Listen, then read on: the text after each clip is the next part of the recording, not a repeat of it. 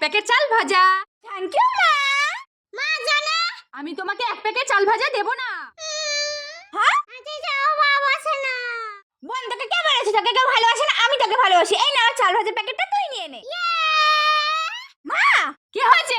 তুমি আমাকে খাওয়ার জন্য 1 প্যাকেট চাল ভাজা দিলে, কিন্তু বোনকে খাওয়ার জন্য 1 প্যাকেট চাল ভাজা দিলে না কেন? চুপ কর, আমি 5 প্যাকেট চাল ভাজা নিয়ে এসেছিলাম, তোর বোন 4 প্যাকেট খেয়ে নিয়েছে। ও মামা কি হয়েছে মিষ্টি? ও মামা দাঁত কিভাবে ব্রাশ করে? কেন, ও যেভাবে দাঁত ব্রাশ করছে সেইভাবে।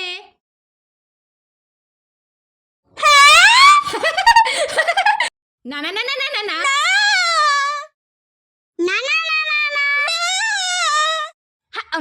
না না না না কাটে বুঝে